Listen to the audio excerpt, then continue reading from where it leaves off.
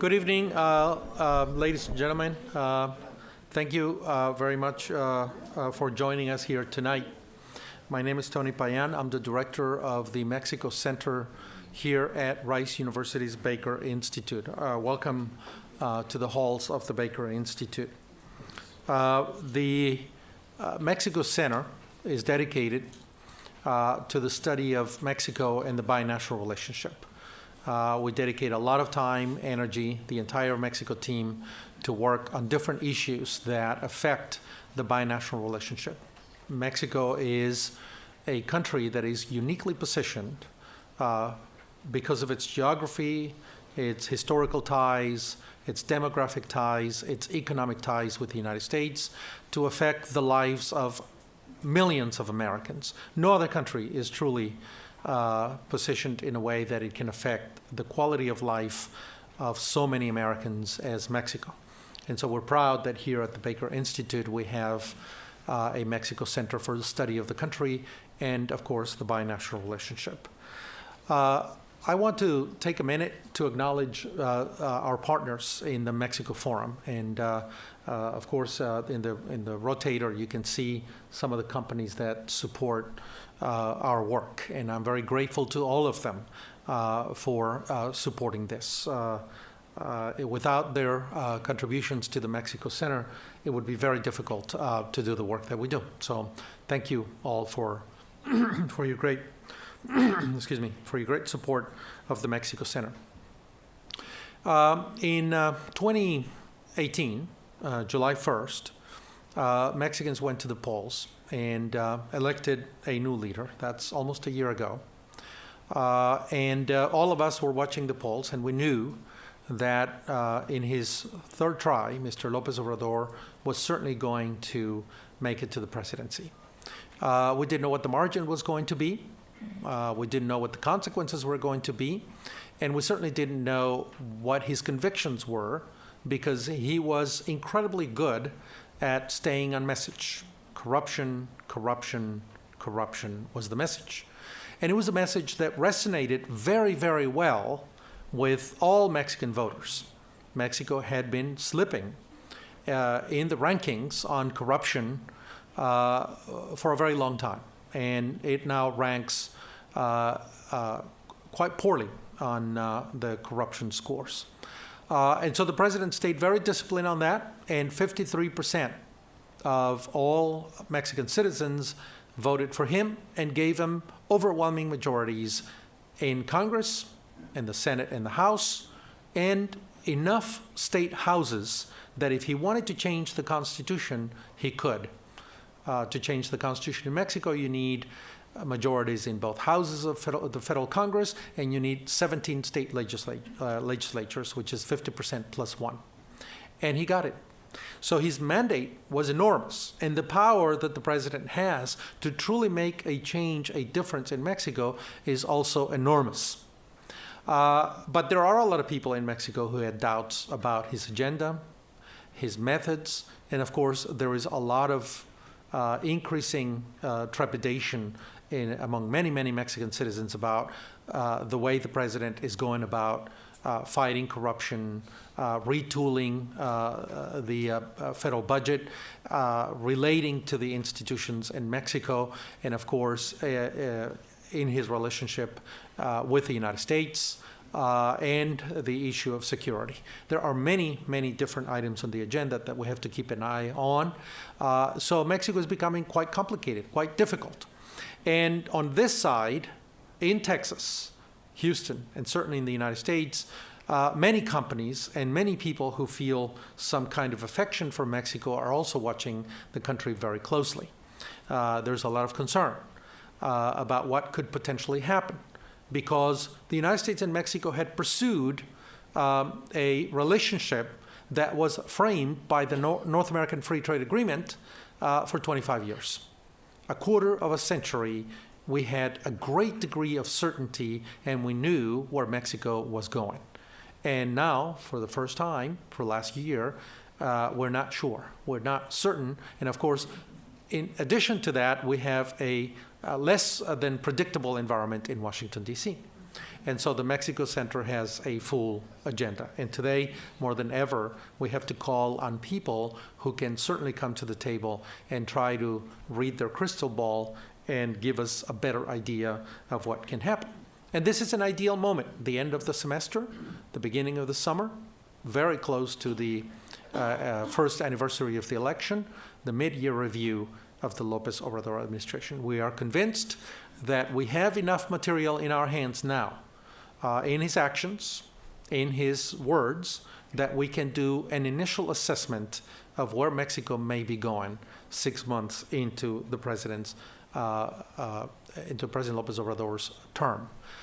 So we called on experts, and in particular, for this event, I want to thank Control Risks for helping us organize this event. This is a huge coincidence that the Mexico Center and the company has. All our supporters do, and in this occasion, the invitation was for Control Risks to organize this event, and we're happy to co-sponsor that event. So to open this conversation, I'm going to invite Bill Udell, and I'm going to say a couple of things about Bill, our partner in this event today. Bill Udell, sitting next to me, is the CEO of the Americas region of Control Risks and is responsible for the strategic growth and development in their business in this area. He also serves on Control Risks Global Executive Committee. Prior to becoming CEO, Udell held a number of positions within Control Risks and previously managed the security consulting, protective services, and crisis management business for the Americas. He also managed Control Risks Iraq business, working with foreign embassies, NGOs, and companies to ensure that their Iraq operations were sustainable within the security environment, Iraqi legal framework, and local social structure. Udell also worked at the Central Intelligence Agency as an intelligence analyst and operations officer. He holds a master's degree in Middle Eastern Studies from Harvard University and a bachelor's degree in international relations from Trinity University.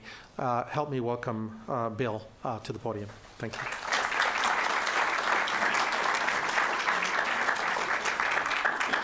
Tony, thank you for that, and thank you to the Mexico Center for inviting us here. Thanks everyone for attending, and thank you in advance to the panelists who you'll meet shortly. I didn't realize that introduction was going to be quite heavy on the Middle East, so maybe I'll focus on why I'm here talking about Mexico. So as Tony mentioned, I'm the CEO for the Americas of Control Risks, and I've been in the Americas for the last 7 or 8 years after leaving the Middle East, focused largely on our U.S. clients and their investments into Latin America and how they enter markets throughout Latin America, and particularly in Mexico. So quite a lot of back and forth between the U.S. and Mexico. And as a result, I'm going to sort of frame my comments here as sort of an external look through the eyes of an external investor looking now 6 months on at the López Obrador regime and sort of seeing that external perspective and where things might go next. I'm going to start with a slightly surprising, maybe controversial statement that I'm optimistic about Mexico.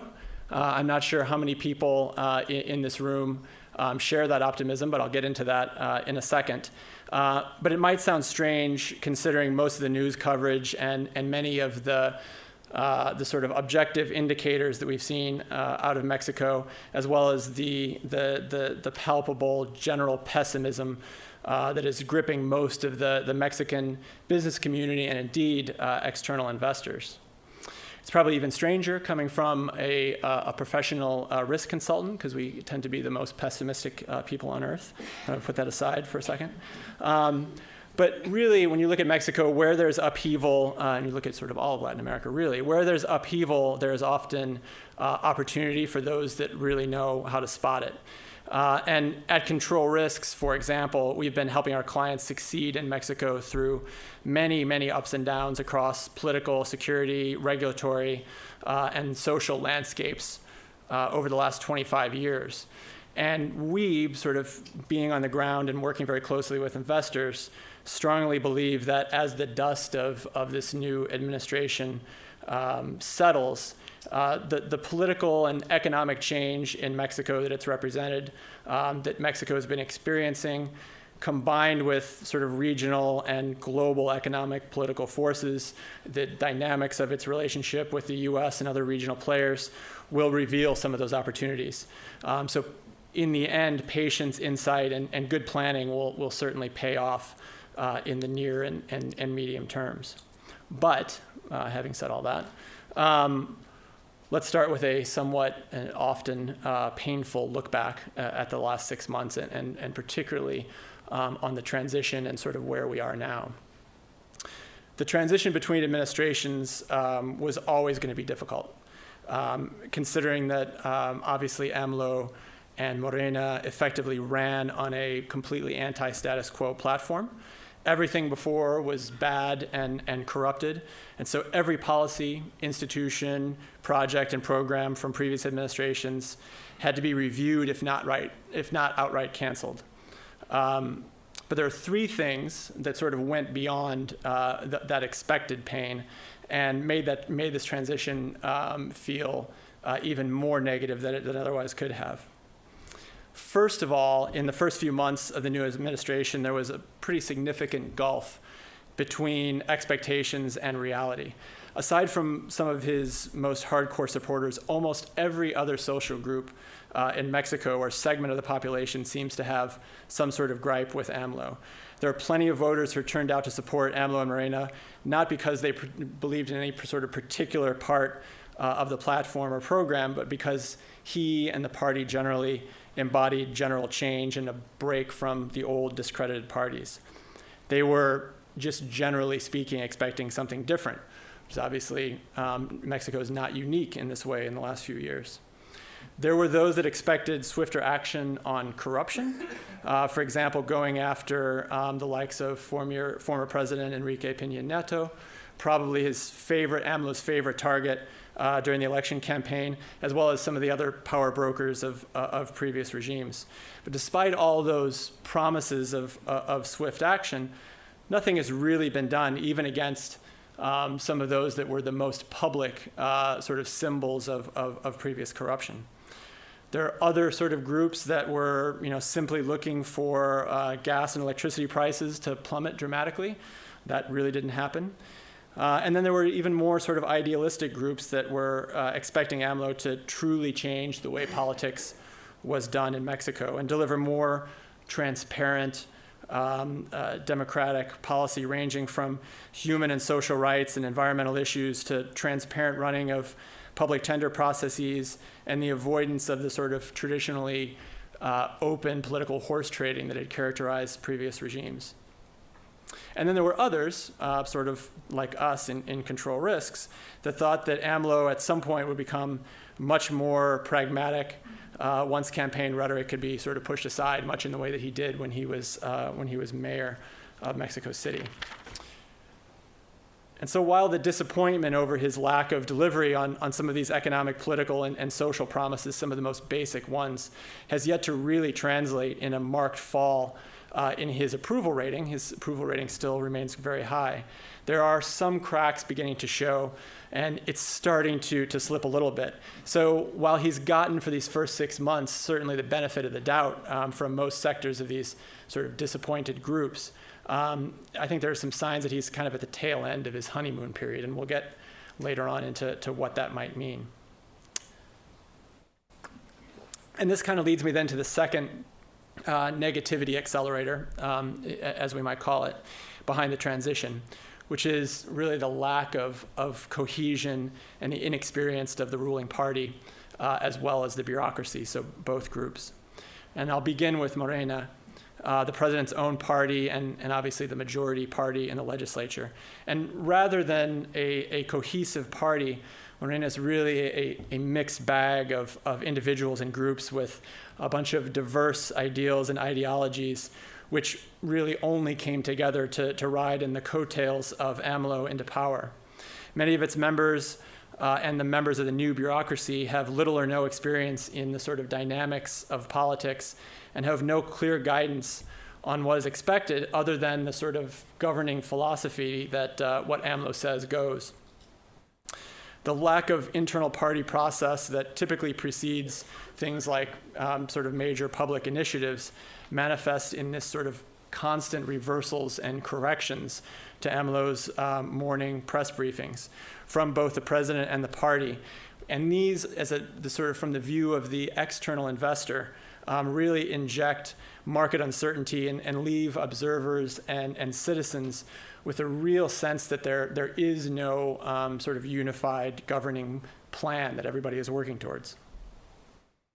So AMLO immediately, I'm sort of contributing to this problem, particularly in the bureaucracy. AMLO immediately put in place an austerity program that drastically cut government spending, mostly reducing spending on very specific programs, but also, importantly for the bureaucracy and its quality, significantly reducing the state apparatus. And this inevitably reduced the state's ability to function properly because he put a cap on the salaries of government officials. So no one in the state apparatus can earn more than the president, and this is obviously a president that dramatically reduced his own salary as a symbol. So this effectively forced some of the most talented members, that most of the sort of technocratic class of the bureaucracy out into the private sector.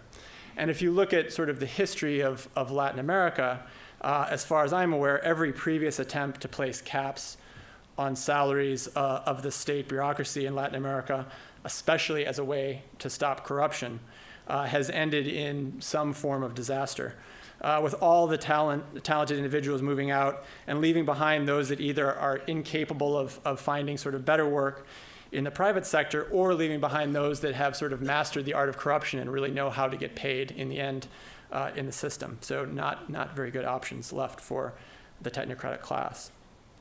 And with an inexperienced bureaucracy, generally comes sort of knee-jerk reactions to cancel or dismantle anything that they or AMLO don't understand. The reorganization of the bureaucratic apparatus in the name of anti-corruption in particular has already caused tangible damage to the country, which we see in ways very big and small. So both that we can sort of see from the outside, and then anecdotally what we see from people living and working inside Mexico. This is things like the delays in the supplies of goods that are provided by the government, everything from textbooks to high school kids, to shortages for antiretroviral drugs in state hospitals. Just a general slowdown in the gearing. So the third and last negativity accelerator is the impact and the effects of sort of the actual targeting of the economic and political initiatives themselves, those attempted and those successful, that really strike to the heart of Mexico's recent economic and political progress, and further have shaken the investor and market confidence. So when approaching economic and infrastructure initiatives, AMLO's administration has essentially, one, followed a political and ideological agenda that usually trumps the market and investment decision-making. And then secondly, has disregarded financial, technical, and often basic logical considerations that should be prerequisites to take on major multi-year or multi-decade projects. While AMLO presents these in the morning briefings as part of his sort of overall plan, to the outside world and to many of our clients and business communities looking to invest from abroad, these kind of look like high-profile blunders to anybody that's trying to engender and incentivize external investment. The first significant example I would sort of put in this bucket was the cancellation of the would-be new Mexico City airport. The cancellation itself would not have been that damaging. I mean, the cancellation costs amounted to a few $1 billion, which is a hit, obviously, that a $1 trillion economy can handle. But the principal concern sort of right out of the gates with the cancellation of the airport was that there are really two narratives for how this most likely could be explained. One was either it was a sort of illegitimate and horribly dubious public consultation process, and the other one was that it was a predetermined outcome by AMLO himself, and neither one of those are particularly positive for objective external investment decision making. It went against public statements made by members of his inner circles, thought to be the protectors, that were at the time thought to be the protectors of private enterprise in the country. It blatantly ignored every single piece of expert advice, as well as sort of any economic or financial logic, really. To top it all off, the proposed alternative, having three smaller airports service the city, including a new construction of a new airport at the former Santa Lucia Air Force Base, had not received any proper feasibility studies. So nothing on sort of the aeronautics, nothing on the financial or environmental impact assessments. And the shock of this decision and its impact on investor confidence, then in addition to those to the shock of that decision itself, was followed by a run of a number of other ill-conceived plans and policy initiatives, some launched by AMLO and the government himself, and others launched by Morena allies in the legislature. And one of those that we would put into that bucket was AMLO's assertion that the state should maintain direct control of the energy sector. And this, again, has injected uncertainty right into the heart of sort of what drives the Mexican economy. The last administration, as many of you will remember and know quite a lot about, through Pacto por Mexico, sought to reverse years of decline in oil production, and as well as Pemex's high levels of debt, by opening the sector effectively to private capital. This led to a surge, a sort of real palpable surge, and tons of increased investment and activity on the ground in interest and running of a series of very successful bid rounds for some of the most interesting and potentially large oil deposits. It also saw Pemex teaming with international partners, sort of across the board, to make the most of its own fields that were Pemex operated. Finally, it opened the door to international companies and the private sector to invest and enter the Mexican midstream and downstream sectors, injecting what was really needed in terms of dynamism into the entire energy sector. And then, of course, everyone knows that upon taking office, AMLO effectively suspended the progress on that reform and opted not to stage any additional bid rounds, and stop Pemex farm outs, and sort of tried to turn back Pemex into really the only player in town. Now, he's not canceled any private contracts as of yet, but he has really put sort of unrealistic expectations on those private operators, suggesting that they have 3 years to show results. And by results, he means real production. So he isn't just finding oil, he is all about real production, sort of in quotes, or else. He's also tried to shore up Pemex finances, but so far has not managed to convince any investors that what he is proposing will be enough to save it from bankruptcy, especially now that the company has so much more to take on. And then further, this kind of so much more to take on for Pemex includes another sort of recent blunder, which is the non-technical and non-financially viable decision to build a new refinery in Dos Bocas in Tabasco. There's sort of nearly unanimous agreement among observers. The decision not only doesn't make financial sense, it will be sort of a waste of resources in a very environmentally sensitive area with little or no planning done to date in terms of feasibility.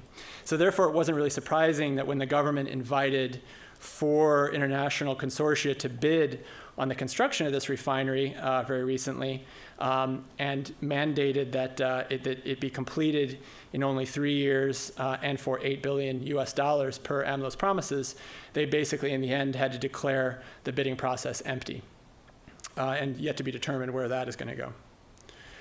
So the same underlying notion that the state has to be at the center of the economy and the energy sector is being applied to renewable energy as well, something we've seen a sort of major surge in recent years.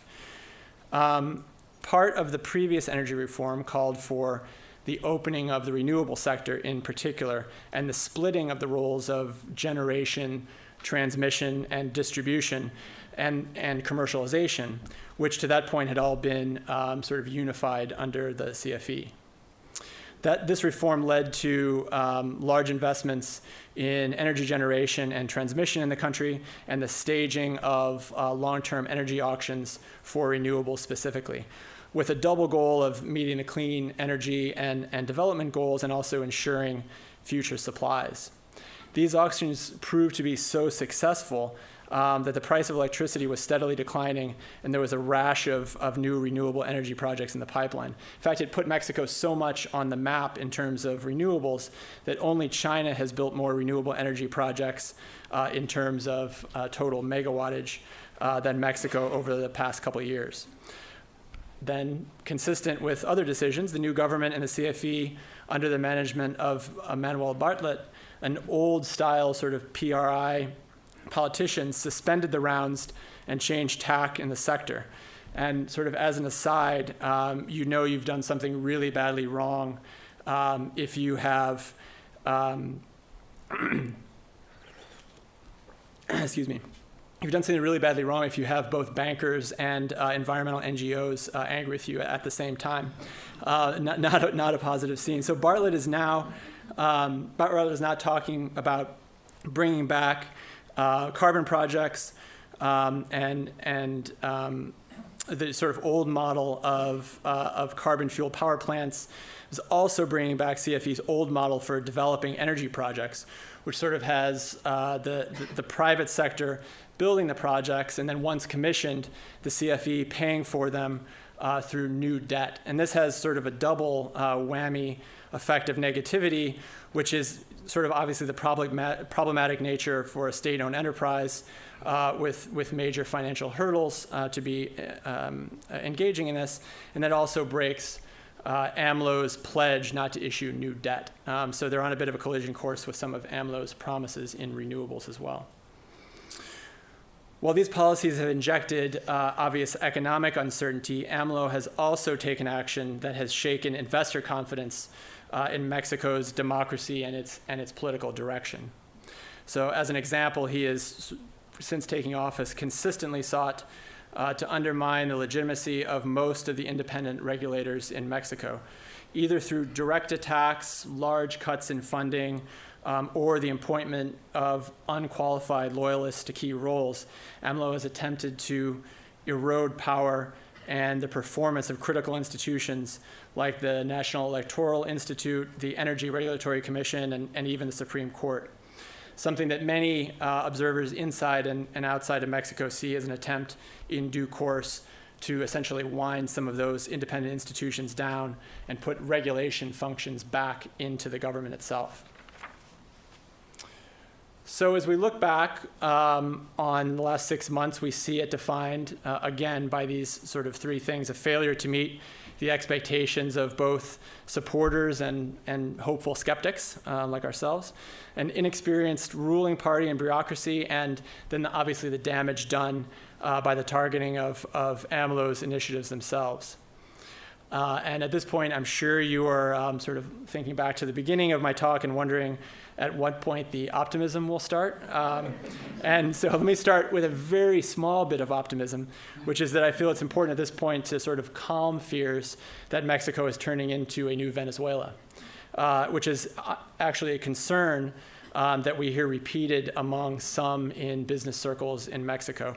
And so just to sort of, as almost an aside, to kind of quickly address this point, while there are obviously similarities between the policies and the ideology of Chavez and AMLO. Mexico's economy is much more integrated into the world economy, and political shocks have a much quicker and deeper effect on its domestic economy and finances. Its political power, even under AMLO, is much more diffuse and less reliant on closest to the state, and that will continue.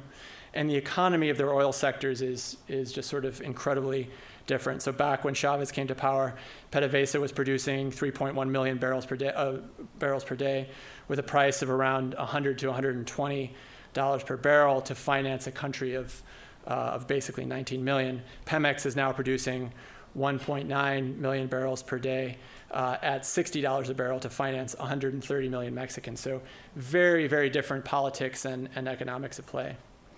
So having started with again, the simplest of positives, that Mexico is not going to become Venezuela, which is a very low bar to clear at this point. Let's talk about some of the other causes for optimism that sometimes get missed with all the noise that is generated by AMLO and his morning press conferences. Some of these things can really be lost in the shuffle and the noise. So let's start with sort of macroeconomic management. He's made appointments to the central bank and to the Ministry of Finance and Treasury that would have been applauded by the markets and investors for their expertise and track record if the president had not been AMLO. The president was also committed to not raise taxes and to run a fiscal surplus. And so far, despite the pressures on the economy and on his government due to obvious lackluster performance, he's remained committed to that principle. So second, generally speaking, recognizing the importance of manufacturing and the need to remain competitive, especially considering what his plans are for Pemex and others in the future. AMLO has put in place a series of measures to incentivize the manufacturing center, particularly in the north of Mexico, sort of the manufacturing hub. These include cutting taxes and matching fuel and electricity prices to those more closely aligned with the southern US. And he has continued to pursue ratification of the new USMCA, the replacement for NAFTA. And he's also shown a degree of pragmatism in responding to President Trump's taunts and threats, and has managed that relationship reasonably well. He's taken steps to ensure that increasing labor activism, which was impacted many parts of the country and other sectors of the economy, do not spread into the manufacturing north, which is sort of a lesson that was actually learned early on during a sort of concerted series of strikes in Matamoros. And then looking a little bit more deeply at labor reform, if enforced properly, it could lead to greater transparency in the unions themselves. And AMLO's push on the labor side to gradually increase wages will result in ultimately a stronger internal market, with a massive potential in the sort of medium to long term to generate economic growth. Mexico's internal market is well below, and has been for a long time, well below its potential, as it has a population close to 130 million. And there's no reason why it couldn't be an engine and a driver for the economy in the same way that the internal market is in a place like Brazil, for example. So aside from these couple of specific examples of causes for optimism and some indications of positivity, I would say that probably the most significant thing I would say on the positive side, though largely anecdotal, is that there have been some signs on some particular issues that the new government and the new bureaucracy are starting to learn. Some of our clients in Mexico are getting more open reception by the government recently than they even had a couple of months ago. And some ministers have started to hold roundtables with private sector participants to gauge new proposals and get recommendations. So again, something that really wouldn't have happened a few months ago. There's obviously no guarantee that these will be heeded by or convince in any way AMLO, who's ultimately the decision maker. but it is a sea change from what we had been seeing in the beginning. And there's a sense that the new government will need more investment and some positive news from the private sector. So ultimately, so this hostility towards the private sector, which was sort of prevalent in the beginning of his administration, might be starting to change. Finally, and maybe this is a little bit more of a sort of potentially naive or optimistic statement, it's only a matter of time until economic growth prospects will also moderate rhetoric and force the government to reconsider some issues. So for example, Pemex and the role of the private sector, as cracks begin to appear in the political base and money flows start to slow down, the realities of commitments and the action will likely turn him to a more pragmatic leader, one hopefully that is capable of driving growth from wherever he might be able to get it. So as I said at the top, from our experience and the work that we do on the ground and with investors, we have seen these sorts of cycles in the past, and obviously this is a slightly different one, but still a cycle nonetheless. Things change, but opportunities will arise. What is clear as an investor, an external observer, you have to do your homework and be even more diligent than in the past. There will be differences. There is more state contracting. There will be more bureaucracy, a different bureaucracy, some delays and frustrations, but really importantly, still opportunities, still work to be done. So as an example of one of those opportunities, we can go back to Pemex and the state. Beyond the obvious need to, as an external investor or company looking at doing work in Mexico, actively and effectively manage corruption and reputational risk, Pemex and the state will be a source of plenty of new opportunities and likely some really big ones. They will be out to hire expertise and capabilities to show that their approach works, so that the state approach works, and they'll want external help to validate that. To make the most out of those opportunities, you'll need to sort of know the key stakeholders and the new stakeholders, so new power maps in the apparatus generally, and then who they are for particular projects, and ensure that the key underlying messages that you're delivering ultimately are win-wins for the company and for the government. A number will also and are already making the most of the sort of current arbitrage between perception and reality as it relates to Mexico. And this has Mexico risk pretty significantly overpriced, we think. We've already seen movement in some sectors with financial investors looking at purchasing cheap assets at below market rates because of the risk premium that people are putting on Mexico at the moment. Others, like the real estate sector, will probably see a correction soon and will become very interesting in the sort of near and medium terms.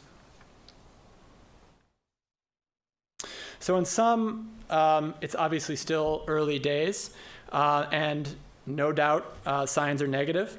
But if you look back at the last 50 years, with different crises that Mexico has weathered, with the political upheavals and all of the changes, if we take a step back and we look at the wider trend, which is one of overall growth, albeit with some pain, democratic and political development, economic and financial sophistication, and a growing integration with North America, which Tony really majored on, and the rest of the world, regardless of what AMLO does or achieves in his 6 years in office, Mexico, in our view, will remain one of the most attractive investment destinations in the Americas. I'm going to leave it there, and you're going to introduce the panel. We're going to save questions until the end because I'm hoping that the panel answers a lot of the questions that you have and sort of takes all the bullets that are aimed at me and absorbs them before you get a chance to ask me. Okay. Thank you very much.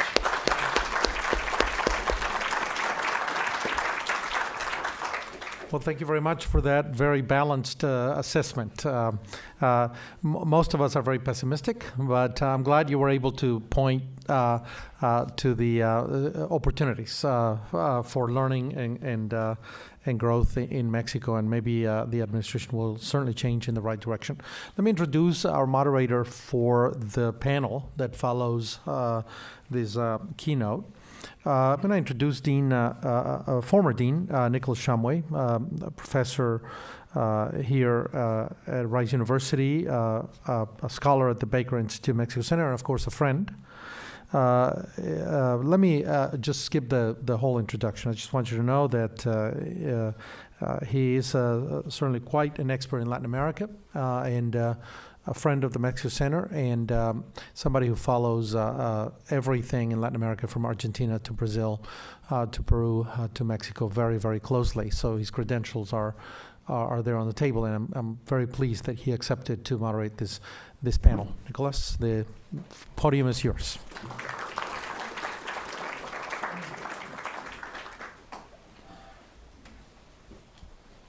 First of all, I'm very keenly aware of the fact that you're not here to listen to me. So what I'd like to do is I'd like to invite the panelists to take their places up here at the table. And while they are moving, I would also like to thank Mr. Udell for that quite enlightening speech.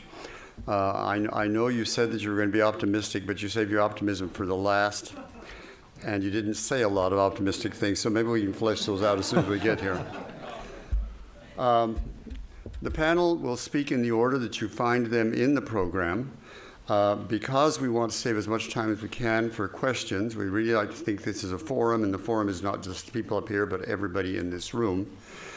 We've asked the people to limit their remarks to 7 to 8 minutes. We have somebody in the back of the hall who will hold up some very alarming signs at certain points to let you know if you've exceeded your time. And so without further ado, I would like to turn the time over to the panel in the order that you find them in the program. Thank you. Thank you very much. I'm first in the program, I think. Let me see. I have a minute-by-minute program. No, actually, we have a different order. I think it's Kilroy, Linkser, Morales, and then me. Well, I think that was alphabetical, but if you'd like to go first, No, feel free please. to- The program they have in their hands is a little different than the minute-by-minute program I have. Okay. Well, thanks, Tony. Well, good evening, everyone, and appreciate the opportunity to be with you here tonight. First, I did want to thank Tony and Lisa, Pam, all those involved with organizing the conference. It's a distinct honor to be here and to be invited to be a non-resident scholar with the Mexico Center here at Rice University. So I'm very thankful to be here, and this is my first event with the center. So I'm glad that I had this opportunity to be part of it. Also, very glad to have Controlled Risk to be part of this and a partner in the panel discussion. I teach in an intelligence and national security studies program at Coastal Carolina University, and many of our students want to have careers in the intelligence community, and we try to tell them that they need to look elsewhere because those jobs are somewhat limited, hard to get, and working in the private sector is an area that they should look at. So I'm definitely already talking to Bill and to Daniel about that. I started studying Mexico and the Mexican military in particular, and looking at civil military relations in Mexico as a doctoral student at the University of Virginia back in the 80s. And that's where I really kind of caught the passion or the interest in understanding Mexico and understanding that dynamic. As myself as being a military officer and coming from that tradition, I was very interested in having the opportunity to look particularly at the situation in Mexico, because Mexico seemed to be kind of sui generis in terms of civil military relations when you look at other states in Latin America. So I was very fortunate to have that time to do that. And then after that, I got to go to Mexico and actually attend the Mexican War College. So the subject of my research, now I had an opportunity to actually participate with Mexican military personnel, which during the research phase was very difficult because it's a very closed institution. It was difficult to do interviews, do survey type research. So in this case, it gave me a lot of original research, a lot of primary source data for that project. I'm going to do something a little different tonight. Since we have such eminent scholars here on the table who can talk about politics and economics and business, I'm going to limit my remarks specifically to security issues. Public security reform in Mexico is not anything new. Whether it's Fox creating the Federal Investigative Agency, which was to be the FBI of Mexico, or Peña Nieto creating the Gendarmerie, the goal has been to create a more professionalized, less corrupt policing institution in Mexico capable of combating organized crime. Calderon's war on drugs elevated the role of the military, equating national security with public security, putting soldiers and Marines on the front lines in this fight. In essence, by sending out the cavalry, he was committing his strategic reserve to combat these transnational criminal organizations, leaving the military stretched thin, but also subject to the same corrupting influences and charges of human rights abuses that police agencies have faced. In December of 2018, AMLO came into office originally opposing a further militarization of the fight on organized crime. Despite his predecessor's claims to have ended the war on drugs, it was evident that Mexico was losing this fight as homicide rates continue to rise. Despite success in decapitating some of these drug cartels through a kingpin strategy, the result has been a fragmenting of many groups into smaller and even more deadly gangs, and increasing the influence of others, such as the CJNG, which have contributed to Mexico's growing insecurity. I get asked every now and then whether I think Mexico's a failed state, and my response typically is no, but it has failed states, meaning that because of the growth of these drug cartels and these organizations, that they have in fact gained such power and influence over political, economic, and security structures, they actually do become de facto governing authorities at some point. So what I'd like to do for this talk is I'm going to focus on one particular policy decision of AMLO's, and that deals with the National Plan of Peace and Security, particularly look at his efforts to stand up a National Guard. There's been a lot in the press about it, a lot of concerns raised about what exactly is this really going to accomplish any changes in terms of the military's role and a militarized response to the drug problem. And the way that I'm going to do this is I'm going to do something that we teach in our program. I teach students intelligence analysis, and one of the tools we use are a number of structured analytical techniques, and one that's very familiar to Bill and Daniel is something called SWOT analysis. So basically, I'm going to look at that decision that AMLO went back on, because initially he said he wasn't going to militarize the drug war. He was trying to demilitarize it, but then he changed. So that's what I'm going to do. I'm basically going to do a SWOT analysis. The goal or objective is to assess AMLO's decision to reverse his earlier campaign promises to demilitarize their effort to combat transnational organized crime by remilitarizing it with a hybrid military-police model, which he calls a National Guard, that will essentially allow the armed forces then to return to the barracks. So for SWOT analysis, the S stands for strengths. So a couple of the strengths of this decision, and I'm trying to be more optimistic and not pessimistic as well. The strengths is the formation of a new National Guard can actually help to professionalize police forces and demilitarize public security by increasing civilian control of the military forces. This has been a sticking point for both SEDENA, the Army, and SEMAR, the Navy, in Mexico. They don't want to be subordinated to a civilian Secretary of Defense, and they've fought that. That's why you have two separate cabinet-level officials in the Mexican cabinet, whereas most countries in Latin America, and including the United States, has a civilian Secretary of Defense over their military forces. So that's one positive point on that. And also putting the new National Guard under the Ministry of Public Security rather than SEDENA will lessen the possibility of the National Guard becoming a militarized national police force under the military, like other countries like Colombia or El Salvador had at one point, which are also notorious for human rights violations. So I would say that that's one possible strength of this decision. Another one is that the National Guard is expected to be trained to conduct traditional policing roles and missions, vice traditional military combat operations. They can be better equipped to protect and serve and defend the population from the criminal threat and hopefully build trust with the communities they serve in. Soldiers and Marines are trained to do military missions. They're trained basically to conduct combat operations, not policing. They can have a difficulty distinguishing between combatants and non-combatants. And so as a result, if the National Guard, like those in the United States, are also recruited from and serve in the states they live in, they'll be more likely maybe to develop community-oriented policing skills, see themselves in serving their local communities and families. So those are kind of some of the strengths that could come from the National Guard decision. What are the weaknesses? Well, the National Guard will likely still lack judicial accountability, regardless of whether they fall under the Ministry of Public Safety or SEDENA. The Attorney General's office has not been responsive to human rights abuse cases involving military members, with about 97% of cases investigating going unpunished. The military also expects a certain level of autonomy and impunity from civil prosecution, despite the changes in 2014 under the Code of Military Justice authorizing civil prosecution, citing their own judicial procedures under their equivalent of a UCMJ, Uniform Court of Military Justice. Another weakness is that the National Guard, as a federalized military police force, will likely still remain unaccountable to local authorities, and local and state police will be subordinated to either the National Guard or military when deployed to their states or municipalities.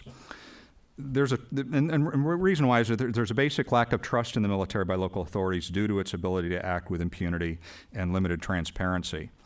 Also, military oversight of local policing has not proved to end corruption, but may actually have a reverse effect on soldiers and Marines involved in counter-drug operations. So those are the strengths and weaknesses. The O stands for opportunities. So what are some of the opportunities that this new National Guard might bring? A National Guard which came to resemble more of the model we have in the United States of a U.S. National Guard model, working for the state governors, could provide opportunities for employment, countering the recruitment of drug cartels, and reducing demands for federal assistance. In the United States, our National Guard is more of what we consider to be a citizen soldier versus a professional soldier model. What that means is that National Guard service is in addition to other employment. It can be full-time, which we call AGR, Active Guard Reserve for special units. We have ones called like Weapons of Mass Destruction Civil Support Teams. Those are full-time Guard positions. And they have a domestic counterterrorism role, even in our country. A localized National Guard could benefit state and local communities through its value added to those local communities, making them less dependent on federal resources. Although different from the U.S. model, Mexico's National Guard could take on other responsibilities, such as infrastructure projects, maintaining roads, bridges, improving economics, education, public health. Another opportunity is the National Guard, which integrates other public safety elements like police, fire, and rescue into its leadership and service member roles, could foster a new identity addressing threats from an all-hazards perspective.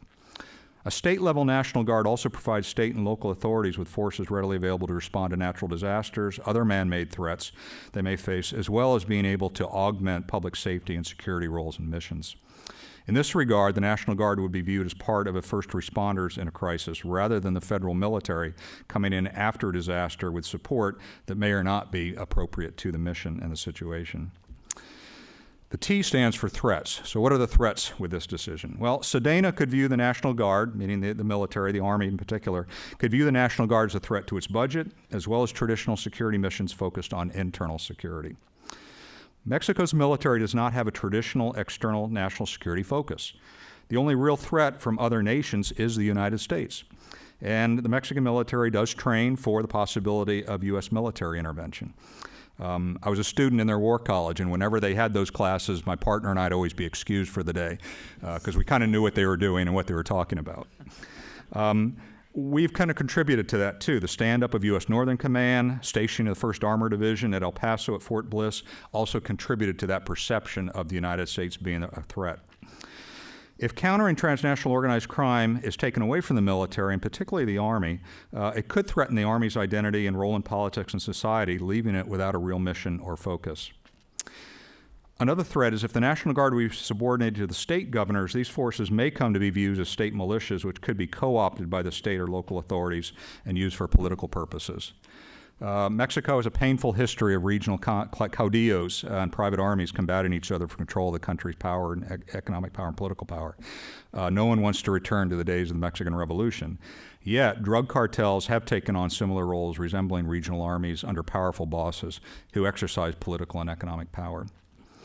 So that's kind of just a way to kind of assess this one decision and look at it from a number of different lenses in terms of both strengths, weaknesses, opportunities, and threats.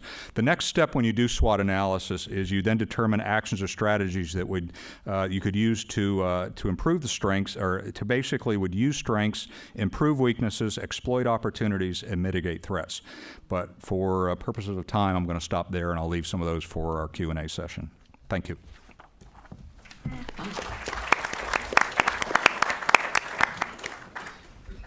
Sorry, my turn now. Good. So thank you again, Tony, for the invitation. It's a pleasure to actually coordinate and help collaborate with your efforts. I think I'm gonna use my time just to share some impressions and our analysis as to what is happening in Mexico. Do this bit of a review. We can talk about security specifically later, because there's a large percentage of what we do is around our security in Mexico. And obviously it is very hard, as Bill mentioned. There's been a lot of dust kicked through the transition. It was always going to be very painful, but there's a couple of things that I think we can actually start to see some lessons and some ideas as to what an AMLO presidency will end up looking like in 6 years' time, right? And I think it's three basic things. One is that politics actually trumps economics. I think part of the rejection in the system that you see from most of regular Mexicans is because when AMLO takes a decision, we kind of tend to assess it from a logical economic point of view, and he's ruled by a different logic. And for him, it's all about politics. I was having a conversation with one of the editors at Reforma, one of the main newspapers in Mexico, and he said, like, he's so hard to read. And he said, like, why? He always does what he says he's going to do. It might not make sense to you, but he always says, I'm going to do this, and he does it. So it's just basically understanding that for him, obviously, politics trumps economics to a point. And obviously, if you look at some of the decisions he's made on the airport, on Dos Bocas, on the Tren Maya, they really don't make much financial sense, but they make political sense. And on this, what we see a clear pattern of what he's trying to build, and this is maybe where the similarities with Venezuela come into play, and not just Venezuela, potentially also Brazil, and what to some extent Ecuador did, and what Uribe tried to do in Colombia with some of his programs, is basically to create a political power base. Right, so he's going for direct subsidies. He's going straight to actually create some sort of political power base, especially around the southeast of the country. So if you look at some of the things that he's doing, whether it's the refinery in Tabasco, whether it's the Tren Maya, whether it's the apprenticeship scheme, if you see, so like 70% of all the apprenticeships in the country are in the southeast.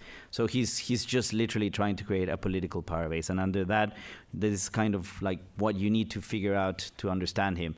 Obviously, where he gets pragmatic is that I think to some extent he understands that he cannot completely destroy the economy because the money will eventually run out, and that's kind of like the big question that we have, which is what happens. So like, when does the money run out, and what happens when it does? Does he get more pragmatic, or does he get more radical?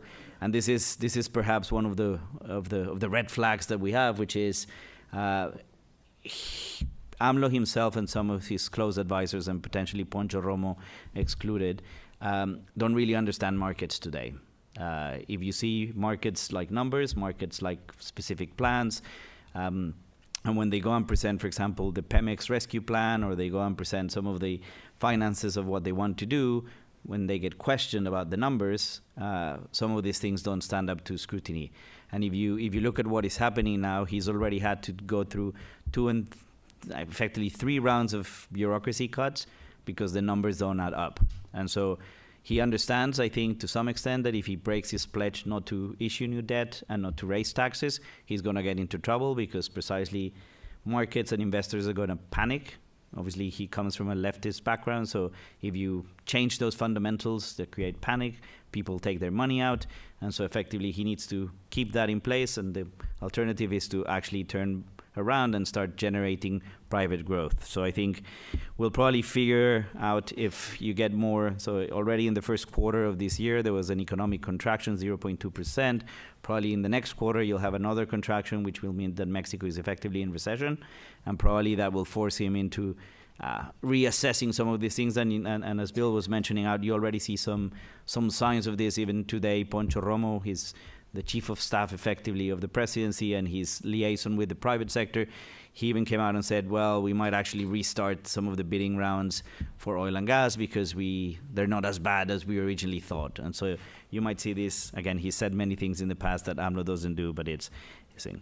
I think the second thing that we can learn from this 6 months is that the key issues, or at least what we thought were the key issues, are not the key issues for AMLO.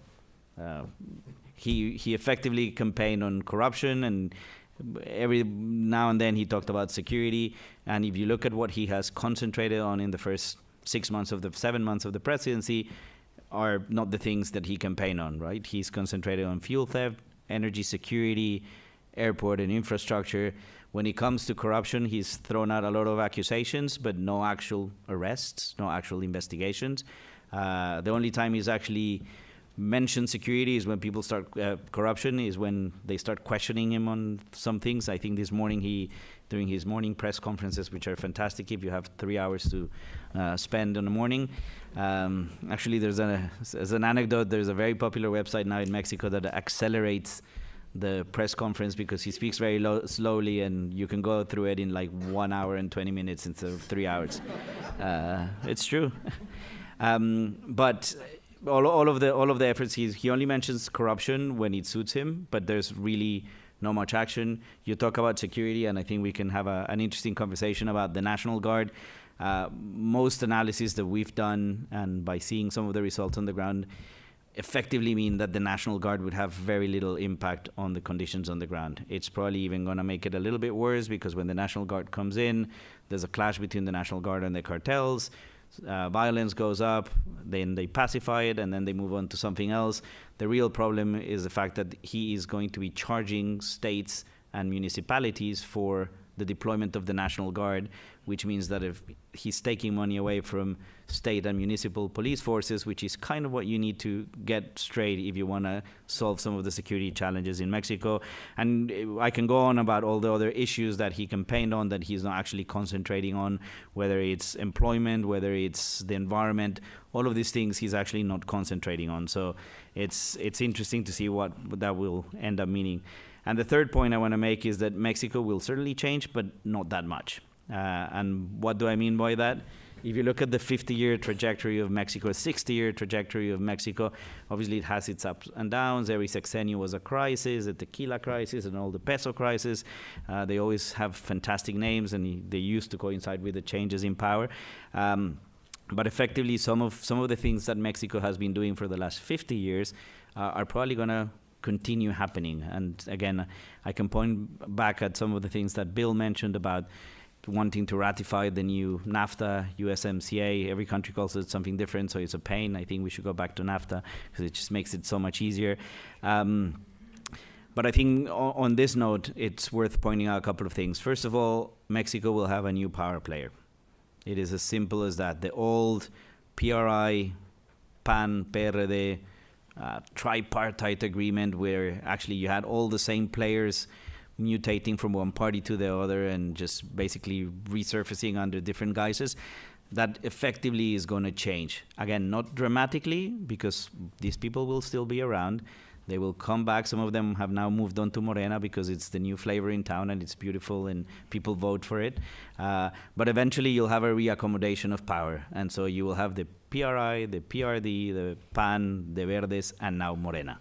How that ends up figuring out, it's like playing out over the long course. We still need to see, but effectively it's just going to be a reaccommodation. And they'll have to share power, and they will have to share economic power.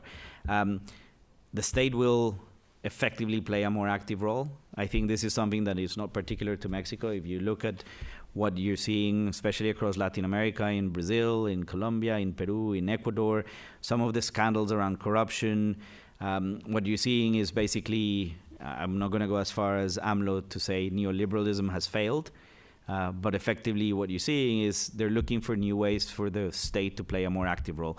Obviously, AMLO is pushing it a little bit too far and going into more of an economic role, but effectively what you're going to see when AMLO is done and through his presidency is that the state is going to play a much more active role. And I think one important thing to understand there is that, for example, for those of you who have investments or are considering investments in Mexico, that means you're going to have to deal with more bureaucracy, if that's possible.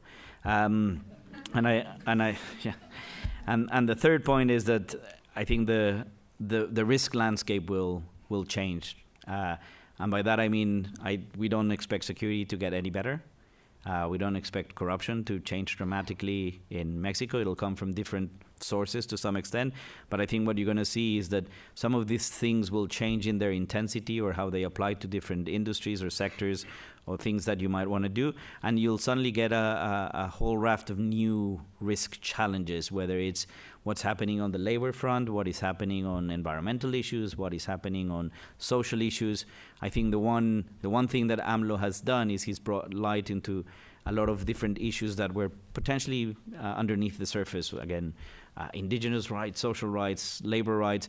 Maybe he's done it on a wrong approach or a wrong way, but I think some of these things will definitely become much more prominent in Mexico over the next couple of years. So again, I think early days, not necessarily pessimistic.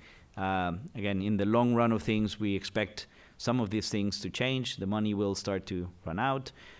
Pemex will probably get into a little bit more financial trouble. So some of these things will prompt some realignment, but he'll concentrate on the politics to create a political power base and start leaving the economy outside of this. And with that, I'll stop, and hopefully we can have some conversation later.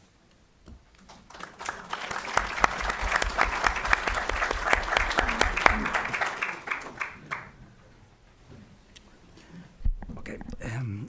Thank you to the Mexico Center for its kind invitation. Thank you to Tony Payan for your invitation, and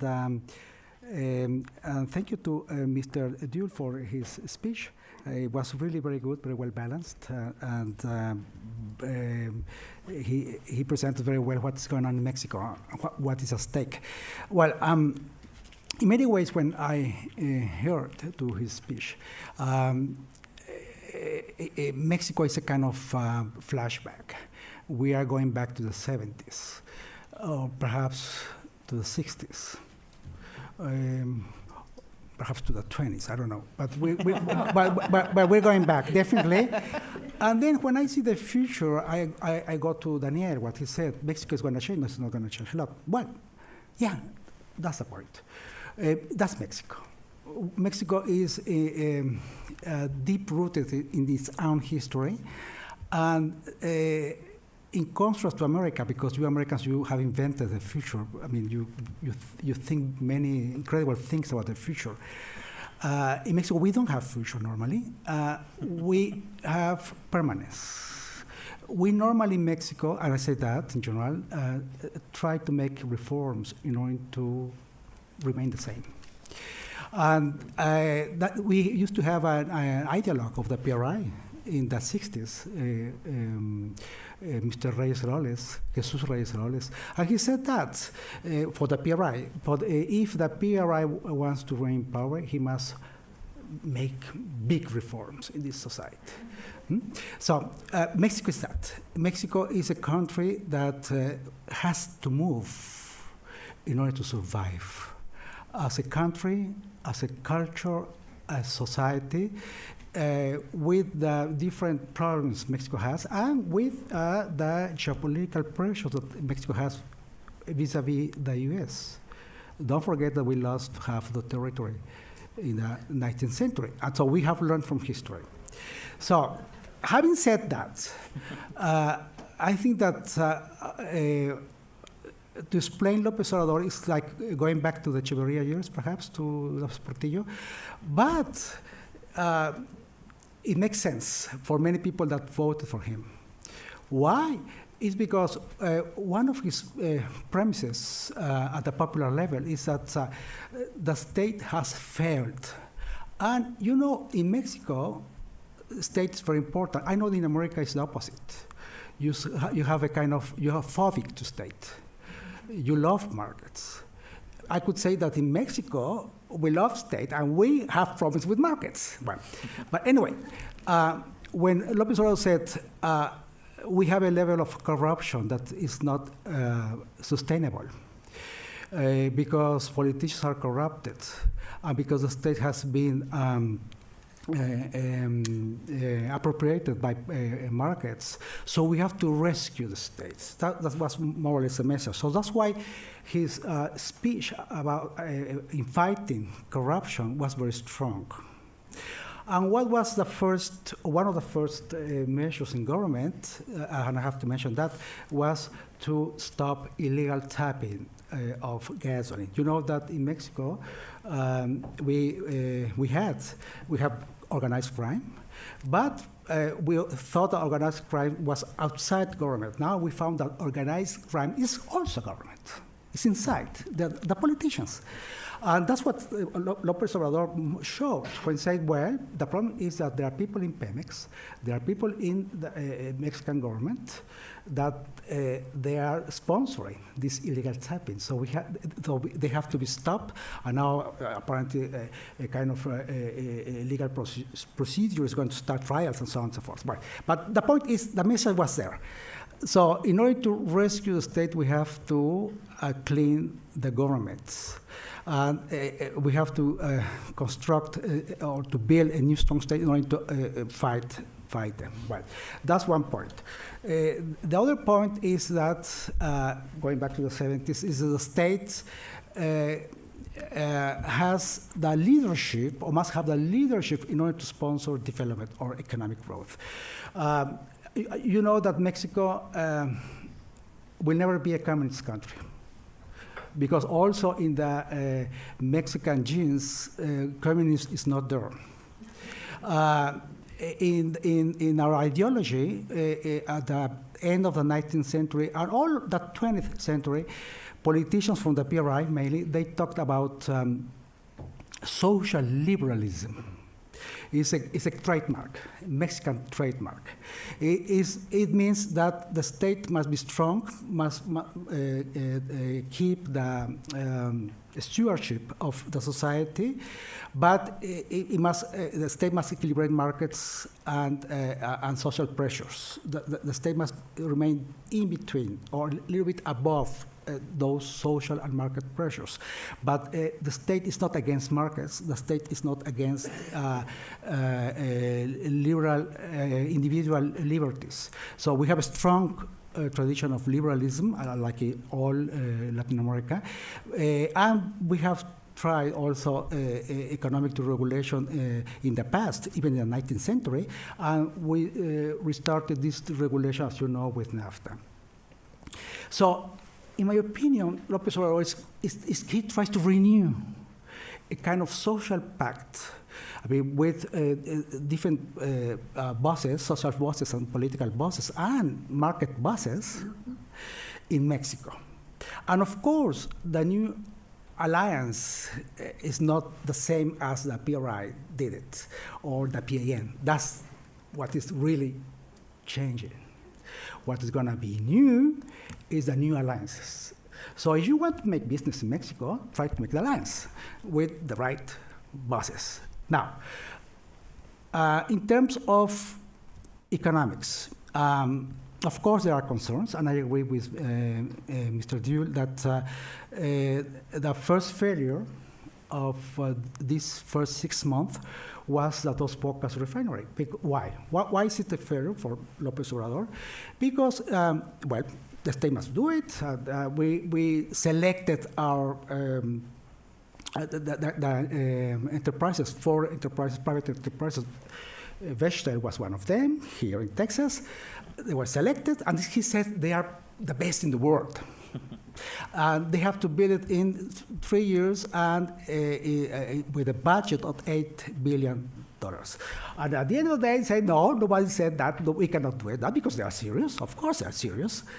We cannot build that refinery in 3 years and in $8 billion. No, it costs us around 10 to 12. And what was the response? Well, there's no winner, and the state's going to do. That's wrong. Even for the pact he wants to create. I mean, I'm talking about his own consistency. Because now the sign is that we don't know how much it's going to cost. It's going to be just a political decision. So we need to balance that with economic rationality, because social liberalism has an economic rationality, has a political rationality, of course, no? And that's, the economic rationality is markets. So how markets are responding, companies are saying they cannot do it, the state cannot do it, that's why he was making the bid. So it's a big, big failure. And Second one, because now there's a kind of echo to this. So is it right that the state funds a new refinery? Is that the best way to use the oil patrimony of all Mexicans? Because the new rhetoric says that the state is going to keep the sovereignty and the patrimony of the Mexicans. Now we say that perhaps the state is also wrong, but it could be a very honest state. It can be rescued from criminals, but the state can be wrong. Of course, we know that the state can be wrong. So is it sound to invest scarce money in the refinery when, for example, in the energy sector, we have other problems or deeper, more serious problems of security and vulnerabilities, like, for example, the decline in oil production, or we also are importing gas, natural gas. You may find gasolines in the global market, but natural gas, you can only buy it here, and if you don't buy it here, you have to pay 3 times or 4 times if you buy it from Qatar, for example, which Mexico has done it as well. Or perhaps it's better to invest that money in order to increase upstream operations, because the production is declining, as Mr. Jules said it. So now the discussion is there. So, okay, the government is going to recover the leadership in the economy, but we're not in the 70s anymore. We are not in the 60s. We're not in the 20s. We have a stronger civil society. We have more independent press, and that's quite new. In the 19th century, we used to have it, but it was just very short time. But now I hope it's going to be more permanent. And as you said, López Obrador is extremely pragmatic. He's not crazy. He's not crazy. He's rational. So he's pragmatic. He wants to survive. He's not going to be reelected. He said that, and I trust him because of the age, first. And second, what he wants is what all politicians want. He wants Morena to become a party and to remain in power, like Trump or like the Democrats here. I mean, that's normal business. So he wants that. So in order to reach that goal, to reconfigure the alliances, the Mexican alliance, because Mexico is a very complicated society with different social classes and ethnies and languages and ideologies. And it's Catholic, but there are many kinds of Catholicism. I think it's a complex society. In order to re-elaborate the alliances, and in order to bet that Morena becomes a real party and win the presidential elections in 2024, he must be clever and pragmatic. So he must accept when he's wrong, and he must accept when to change his behavior and his policy. And I do hope, and I'm also optimist like you are, and I'm also optimist like perhaps some of you are, that he will be stopped. Now, in the 70s, the only thing that can be stopped, could stop a president was no Mexican, no, was the IMF. We were default, so we have to pay the debt. That was really a nightmare. We have the tequila hangover, no? The effect of tequila hangover, okay. Well, I hope that now we have other check and balances. I agree that some check and balances that were in the energy sector or even in the judicial branch are being weakened, and that's worrisome. I consider myself as part of the civil society. I don't belong to any political party. So I hope that this time the complexity of Mexican society will be resilient enough in order to stop a president that make things or take bad decisions or only personal decisions. If he remains pragmatic and he wants to survive, his party wants to survive in power, he must accept criticism. And I hope that free press, like you have to fight for the free press here as well, and academia, and its experts, and the relationship with the U.S. will be important, and because I want to say one thing about that. López Obrador, when he was in the position, he was against NAFTA. Now he's supporting NAFTA, or that what remains of NAFTA, I mean the USMCA, which is not a NAFTA, but anyway. But he supported that, showing by this that he's extremely pragmatic. And even that the USMCA is not free trade, it's managed trade, and you know it. You know it. It's going to help Mexico, because Mexico has signed many international pacts, like human rights pacts.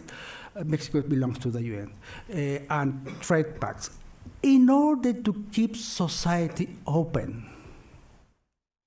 So he has accepted that, so for me it's a good sign that the economic system will remain open. The state will try to recover his leadership. I hope it will do it, but it's not obvious.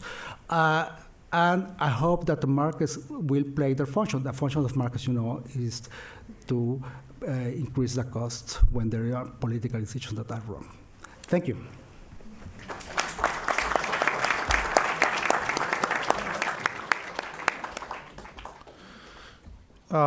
Let me also take my 7-8 minutes to kind of give you an idea of what I'm going to talk about for a second. I'm just going to focus on the results, and I'm going to talk about 4 things: security risk, political risk, social risk, and commercial risk. And then I'm going to give you a semaphore, a kind of a street light of where I think those risks have gone, without taking away from Mr. López Obrador the idea that he may be a pragmatist, that he may be a man that can learn, that there's a learning curve, and that it might be taking hold, and that there may be some signs that there is some learning going on. I still think that Mr. López Obrador is a populist, and that temptation will be there for a long time. I think when we take these 4 types of risks, security, political, social, and commercial risks, and then we apply a kind of a red, yellow, green light, or low, medium, and high level of risk, I think we have a good understanding of where things are trending. Again, with a caveat that things may change, and there may be some learning, and some going back on some issues, and he has already shown a certain degree of pragmatism, certainly on the issue of the USMCA and his attitude towards Mr. Trump. Mr. López Obrador has said absolutely nothing about Mr. Trump.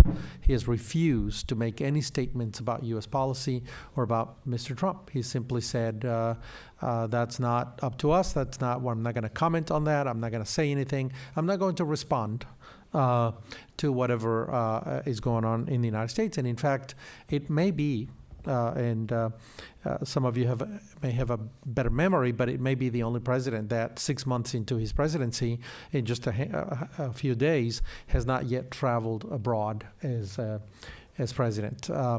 That's, at least in the last 25, 30 years, it's unprecedented. Most presidents make certain treks abroad to try to figure out what Mexico's foreign policy is going to be, and Mr. López Obrador prefers to be much more focused at home. So on these 4 issues that I mentioned, where are we? What is the trend? And I think understanding that populism is not necessarily an ideology that has content. To me, populism can be of the right, as we see Orban in Hungary or Bolsonaro in Brazil, or Mr. Trump himself, a populist of the right. with some issues to be discussed, but not the subject of this panel. And of course, populists of the left, like Chavez himself in Venezuela and Mr. López Obrador in Mexico. So populism is parasitic. Populism kind of captures whatever content it can opportunistically see that's available to it, because populism is more of a style of engaging politics, is more of a style of approaching politics and practicing politics. And I think Mr. López Obrador's way of doing politics is populist. Many of his making points or his decisions have actually been quite populist. I mean, the idea that he doesn't need a guard, that he can open the White House, the equivalent to the Mexican White House, Los Pinos, and turn it into a park where people can just walk around. The idea that he's going to give up the plane, and so on and on and on, is, to me, it doesn't really mean anything. It's not going to make a difference economically, politically, and so on. It's all about images, about the projection of the president, his relationship with the people, and the perception of his personhood and his presidency. And so in that sense, I think he's quite populist. But going back into the substance of the four issues, I look at security risks, and I think I would say that security has gone from moderate to moderate. Why do I say that? Because although I think homicide rates, theft, extortion, kidnapping incidents are going up, and the homicide rate is certainly up. And if you compare it to the first 6 months of the Peña administration and the Calderón administration, and certainly the Fox administration, the trend is up. The president contends the numbers. There's a lot of manipulation of the numbers and the image and so on, but the raw numbers are higher. But they were going up. And the spike is not high, it's just a trend. It's going up. There are no signs of abating. So in that sense, I think that the incidence of theft, extortion, kidnapping, and insecurity, homicide in Mexico will continue. Will continue to climb bit by bit until something dramatically happens. And I don't see any signs that there will be a radical shift in the policy. It will take a very long time for the solutions that he has proposed, such as the National Guard, to actually take hold and work.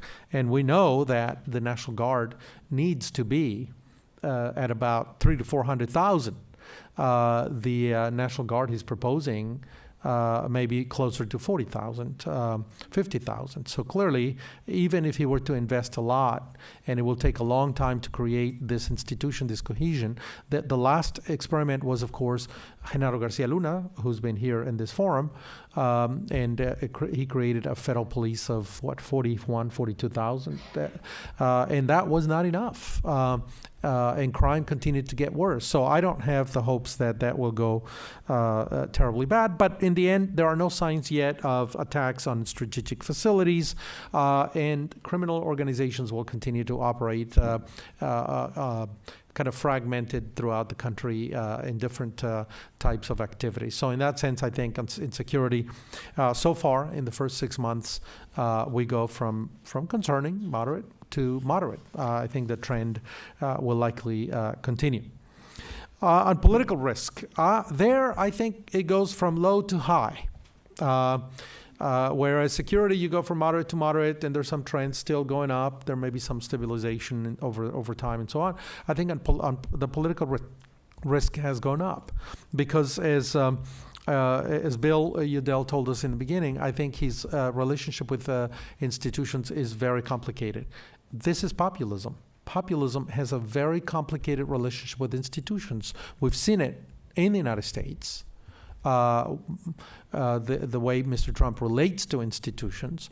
And of course, in Mexico, that is also the case. Mr. López Obrador has attacked the Supreme Court. He has attacked the political parties. He's attacked the entrepreneurial class. He practices the politics of cleavage very well, the good and the bad.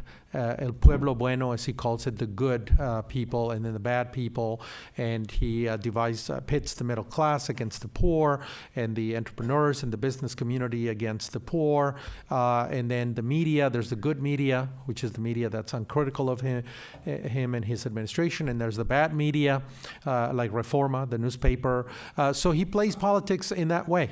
And so, and also, I think we have seen some signs that he, and I agree with on this, with something that that Isidro just mentioned, and that is the idea that he intends to make Morena the new PRI, the new PRI, and there is some key building of clientelistic networks by cash transfers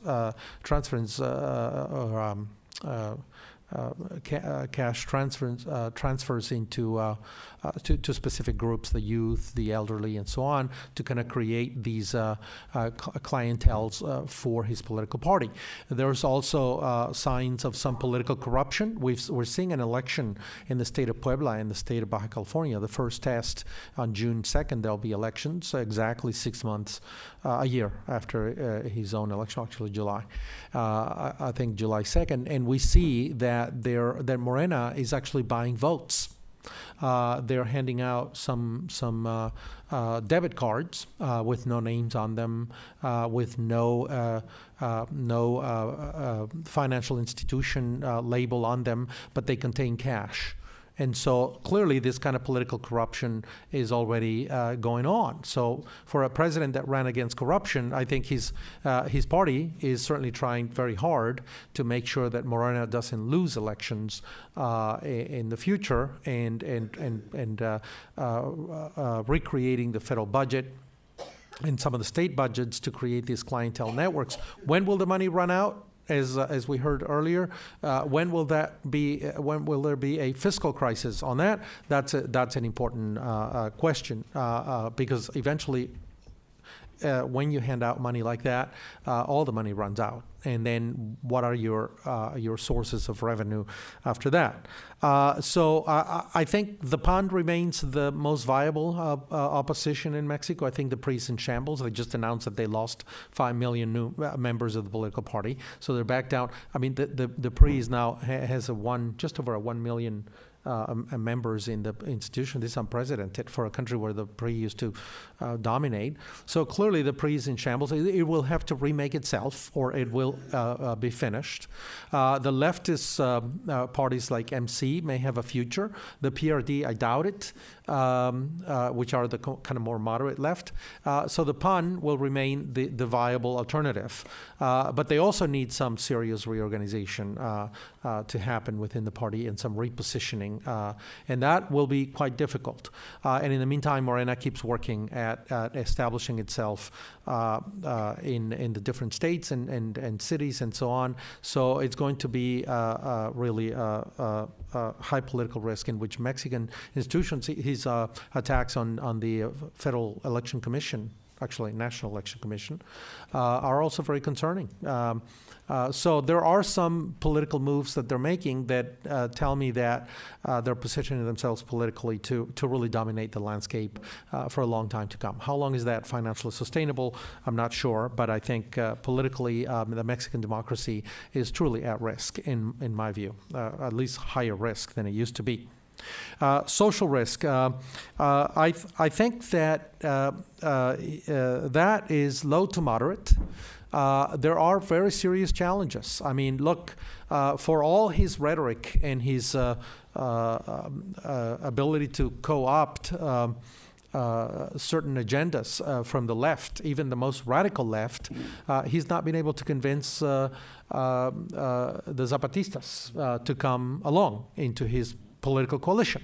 He's not been able to convince a lot of indigenous communities who are already being affected by some of his infrastructure projects, because he essentially asks specific, well-chosen, hand-picked audiences to lift their hands in a kind of a referendum, and then they all approve because they're hand-picked. And so he says, see, there is approval. There's been a referendum, or there's been an issue. There's been a consulta, I guess, a popular, and the people said yes. But that's not institutionally organized. That's not everybody participates. I mean, there's all kinds of questionable issues with that. Again, part of the political behavior of Mr. López Obrador that makes me think that politically he's a lot riskier. And so I think that the opposition will surge eventually. In fact, in January, his approval rating was about 78%. It's now 61%. So a lot of people in Mexico are beginning to have doubts. And my hope is that politically and socially, and I think the opposition is beginning to cohere slowly in the media and so on, the middle class, so that there might be some social counterbalancing and some political checks and balances. But for now, that may mean more conflict. And inability for him to carry out his agenda, and then he may actually push a little harder. I think he's beginning to affect a lot of people by some of the decisions he's making. And so I think that the possibility of social conflict kind of goes up a little, especially if he and his political party are perceived as practicing a lot of the tactics that the PRI used to practice, buying votes, attacking the political parties. I mean, we now know what happened with Anaya, right? The PAN candidate at that time. We now know that there was a whole plot between the Peña administration and López Obrador, the candidate, and this is one of the reasons why Mr. López Obrador has never said anything about Mr. Peña, even though he ran against corruption. He has left the entire Peña administration untouched, which to me signifies that there was a pact to disable Anaya from even coming close and being competitive, and they managed to do it. They succeeded. And so in the end, fighting corruption, to me, he would have started certain processes to drag some of the Peña administration functionaries into the judicial system accused of corruption. He's not done it. So I think that's something that will create slightly higher social risk. There's a wonderful word in Spanish, crispación, right? This tension, this social tension that will continue to be generated. And last, commercial risk. I would say that goes from low to moderate. Even though he will be tied, his hands will be tied in foreign investment and commercial commitments that Mexico has made by NAFTA today and the USMCA, if we manage to approve the agreement and get it done over the next months. In the U.S., we also have a very complicated scenario, and I think it might get more and more complicated as time goes by to get the USMCA finished. But he, as Bill Udell correctly pointed out, he has said, okay, all these companies, these foreign companies, especially in the energy sector, if you don't deliver, and deliver now, and deliver soon, as you said, or else, right? Deliver or else. And the delivery that he expects may not be realistic. I mean, you cannot increase oil production from 1.2 million barrels of oil a day to 2.4 in a matter of 2 or 3 years. That would be literally a miracle. It takes time. It takes 5 to 10 years to get all this going. He expects them to deliver. And so I say commercial risk has gone from low to moderate, because he then may say, you didn't deliver, and so I reserve myself the right to cancel the contract because you did not deliver. And so the expectations that he's putting on foreign investment in the energy sector, but certainly in other sectors, is that they will deliver, and deliver the way he wants it, in the timeline that he wants it, and in the amounts that he wants it. I mean, it's not a coincidence that he said, I need a refinery and I need it in 3 years and no more than $8 billion. And all the companies, the 4 hand-picked companies that he chose to participate in this bid, because no one else could, simply balked and said, oh, no, it can't be done in 3 years, and it cannot be done with $8 billion. It's a very complicated project. We're not going to do it. And then, of course, he says that the Mexican government will do it. They will take it on. So to me, he's showing some signs of a complicated relationship with foreign investors. Again, perhaps the biggest obstacle will be NAFTA/USMCA, because at that point, if investment begins to be affected, they got a recourse, hopefully, although the USMCA weakens these mechanisms to some extent. I mean, they're still there, and certainly companies can appeal to courts in the U.S. and elsewhere. But I think it's risky. So I would say commercial risk has increased, and companies in Texas and elsewhere are beginning to say, let's hold off for a second until we figure out a little bit better, and we have some of the dust has settled, and we have a little bit of a clearer picture to be able to proceed with our investments. So security risk, moderate to moderate. I think political risk, low to moderate, maybe higher for its complicated relationship with institutions in Mexico, and the behavior of Morena, which is very much like the PRI. I think commercial risks probably a little higher, from low to moderate, and social risk, the conflicts that socially may emerge because he's incapable of understanding that, as Isidro said, the Mexican society is very complex, very diverse, very active in many ways, and so he may try to kind of tamp down some of that natural growth in civil society that there has been over the last 30 years in Mexico, and there may be higher social risk. So my picture is that on all of them, except security, which remains kind of flat, risk has gone higher. Thank you.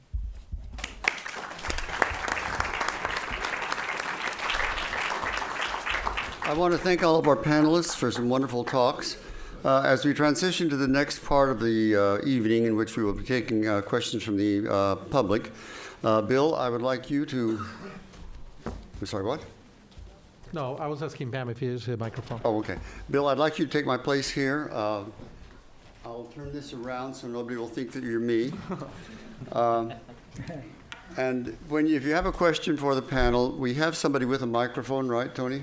Actually, it can be heard by the speakers without a problem. It can be heard, so we don't need a microphone.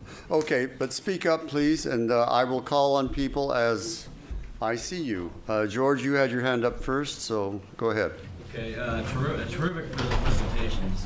Very much enjoyed each of your thoughts. I'd like to get your perspectives on two particular things, because I believe there are many special aspects of Mexico. One of them is population and market relevance, but there are many other things that make Mexico special relative to the United States. I think, for instance, the number one thing is proximity. I mean, if you think about Mexico and Texas, I don't know that there's any more close relationship in our state with Mexico, for instance. So if you were thinking of Iraq, well, Iraq has Iran, and I'd much rather be close to Texas than close to Iran. But my question relates to, gosh, isn't there lots of opportunity for the engagement of not only the Mexicans in Texas and the United States to help Mexico, but also the Mexican Americans, this second, third, fourth, fifth generation that are here that love Mexico and that have abilities that can help. And what I really think would be a wonderful thing is a way to engage the U.S. Mexican diaspora in a way that would help in fortalecer Mexico. And I would think that question may have been much harder to answer prior to the invention of these devices, right? I mean, the ability to engage millions of people in an app. 19 million people watched Game of Thrones, for crying out loud, the last episode. I mean, there are ways to engage people, and I wonder, there's so many potential benefits to that. And who's thinking about that? Who's engaged? If you asked any country, that I would give you tens of millions of people in the biggest market, the richest country in the world, that happen to be from your country, would they turn that down? Would they think that's a negative? Venezuela would love that. Ecuador would love it. Any country would love that aspect, that benefit. So I really worry that there's not a lot of creative thinking about the engagement of Mexicans in the United States, and particularly in Texas. And the second question, I apologize, but this is also the one that I've thought a lot about, is, you know, you have this incredible example of car wash in Brazil, and a real institutional change in forward thinking by governments in Latin America, for, in some instances, the first time to think about how we're going to strike back to impunity, where you have actual presidents going to jail for corruption. It does strike me that there are ways to take inspiration from that example in Mexico, and also to use, again, the use of technology. There was a famous case recently of a big international construction conglomerate where they recorded voice calls from cell phones that showed the underlying layers of corruption, and that really had a big impact on that company because they had to downsize and exit Mexico. It strikes me, if you're going to fight corruption, technology is a natural, and if you're going to organize this natural asset of Mexico, technology is a natural, and I don't know that there's a lot of strategic thinking about that, about either of those points. Okay, Tony, would you like to respond to that? Yeah, very quickly. I'll take the second question. I'll say something about the second question for a minute that I'm participating in. But about the Mexican diaspora, I think we're actually in the middle of a crisis on that, because I think that Vicente Fox came into office in 2000. Before 2000, Mexico and Mexicans essentially considered Mexican migrants, the Mexican diaspora, as traitors. As people who left the motherland, and they were delinking themselves, and that was the end of it. There were pejorative terms to describe Mexicans and their descendants, pochos, and all kinds of things like that. I remember that, and after 2000, Vicente Fox actually thought creatively about this, and began to sort of say, hey, these are people that are valuable to Mexico. So valuable that the remittances keep going up. Last year, remittances from Mexicans in the United States to Mexico reached $32 billion. It's an incredible transfer of wealth that goes from family to family. It doesn't go through any administrative apparatus. It doesn't go through through the bureaucracy. It doesn't go. There's no expenditures on that except to charge that companies. $32 billion. Surpassed oil revenue. Surpassed oil revenue. Surpassed oil revenue, and because tourism is a little bit down, I think it's fairly there, or maybe surpassing. I mean, it's the number one revenue source. So Vicente Fox did have that. What's the problem that I see? López Obrador has proceeded to dismantle that. He dismantled the Paisano program. I don't want to venture into all kinds, but he's dismantling all these institutions that have been around for almost 20 years, I guess, maybe 18 years since Vicente Fox came into office. The IME, the ProMéxico, all these things, because he doesn't believe in it. I mean, in that sense, he is. The ProMéxico office in Houston disappeared, but it disappeared all over the country. And the IME is completely weakened. The Instituto Mexicanos en el Exterior is completely weakened. And then, so he doesn't believe in promoting investment, Mexican interests in the population. So there is a problem. And the Paisano program, which was provided information to Mexicans who are traveling into Mexico for Christmas and Holy Week and vacation time to visit their families and stuff, is also being curtailed. So he's not interested in that. And I think that is a very serious problem, because he's actually going backwards in dismantling a lot of that. One more thing about the issue of corruption. I participated in a major conference with Hacienda, the Treasury Department in Mexico City, just last week, because we as a Mexico Center are engaged in a project on the use of financial intelligence to fight corruption and organized crime in Mexico, to deny illicit assets to corrupt politicians, functionaries, and criminals, and so on. And what struck me in that conference, because we have been very engaged in the project with the Financial Intelligence Unit in the Treasury Department, is that there is no system. It's being put together. But here's again the little signs. I think it's a great sign that they're going to use financial intelligence to fight crime and corruption stuff. You can seize assets, asset forfeiture and so on. Those kinds of tools, I think, are very smart tools, and they can be done. And there's a lot of different components into a system like that needs to be, like the FinCEN in the United States, that needs to be put together.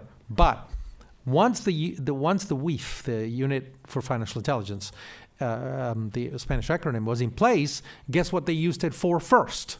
To go after the producers of a documentary that criticized populism in Latin America, in which Mr. López Obrador was featured. Yeah. That's the political use of financial intelligence.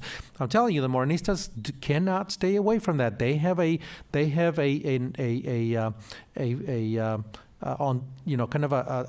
tendency to kind of almost a natural propensity to be like the PRI, because that's what they are. And so in that conference, I said, you cannot use this kind of information and this kind of tool to fight political enemies. And I think that I saw that, I criticized it in the conference, and I think that we will have to be very vigilant. And I think that's indicative of, your second point is indicative of a wider global trend that we see too.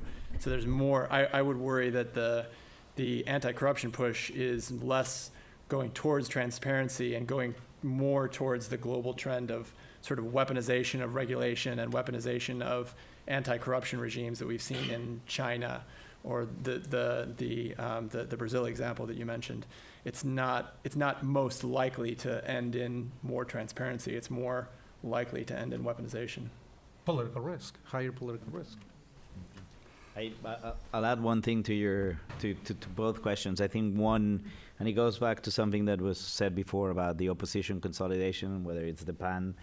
I think that's one thing where you might have closer engagement from the Mexican diaspora, because what you see now, and it's a double-edged sword, right? Because when the criticism comes even from Mexicans abroad, it is very easy for AMLO to turn around, well, they're all fifis, and so I'll rule with the chairos and all of this stuff.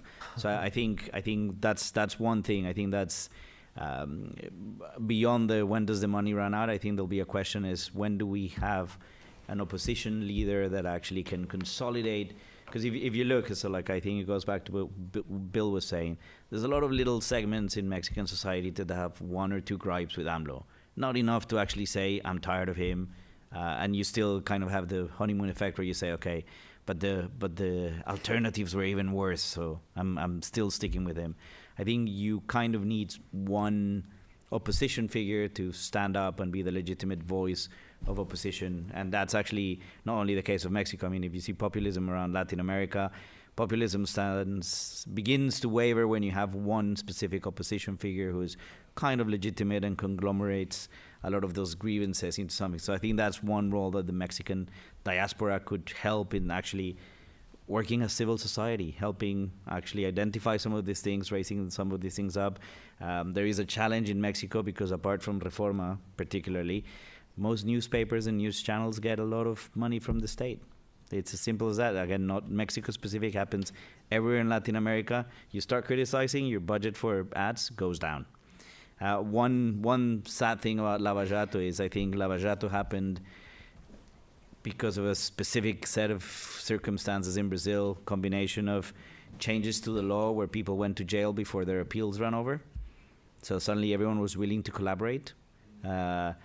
Second of all, you had independent prosecutors, and you don't have that combination anywhere else except Peru. And that's probably the reason why the Peruvian investigation into Odebrecht has gone farther than almost anywhere else. And obviously there's the question of political will, right? You start digging in places like Mexico, and because they've all been PRI, PAN, PRD, you start hurting a lot of people. So I think political will be targeted to different things, but probably no Lava Jato yet. Do we have another question? I have very, very quick comment on your question. George, this is your forum. I'm sorry. You may go ahead. We are fully aware that Texas is our main partner because most of Mexican trade to the U.S. goes first to Texas and second to California. So that's clear, and it's clear to you. The renegotiation of NAFTA was a very good example that U.S. and Mexico can change everything except geography. So we have a marriage of convenience. Perhaps we don't know how to love each other, but we have to be together. No question. So we have to reaccommodate. It's like in Mexico, we have to reaccommodate our relationship. And as for Mexican Americans and migration, well, it's very difficult to target Mexican Americans here because Mexican Americans and Hispanic has been heavily criminalized. I mean, this is the first government that has heavily criminalized Mexicans, especially, because President Trump said that they rape people and they're a national security problem. This is the first president has said that, perhaps since Polk. So I think that the Mexican government has changed now the approach and is trying to stop illegal migration from Mexico to the U.S., which is good, I think, and to stop illegal migration from Central America to Mexico going to the U.S. And that's why this regional strategy of South-South strategy of with Guatemala, Honduras, Salvador, the Tren Maya and the Trans-Isthmic belt is important. Perhaps it's idealistic, but it's a very important project for AMLO. And he's asking for investors, even American investors. He's knocking the door also in Europe and so on. So there are possibilities there. And last but not least, you said, Tony, that Mexico, that AMLO is not combating, corruption. Yeah, but 6 months only. But the Odebrecht case is being reopened. And the Odebrecht case is that Chava Plata is a state problem because Peña Nieto is involved heavily, and former CEO of Pemex, Emilio Lozoya, is heavily involved, and the PRI is involved because they were corrupted in order to get money, in order to pay the elections also in the state of Mexico. So it's a huge issue, and I hope it will reopen that in order to give him credibility that he wants to combat corruption. Okay, could we have another question, please? Yes, sir. Hello, everybody. Mako Ayala with BHP, Security Manager. My question is to discuss a little bit about what you guys think about the Merida initiative and AMLO saying no to it, a $3 billion initiative that the U.S. is helping Mexico with criminal crimes, and him saying no and closing that door. And then the other one is, Isidro mentioned immigration. Immigration in Mexico, we know that Central Americans that are not leaving Mexico now are being given visas to stay in Mexico and work, but there are some that are joining criminal organizations. If, Dr. Payán, if you had a crystal ball, you say it's moderate, the security risk is moderate to moderate, but if in a year from now, my perception is going to be moderate to high.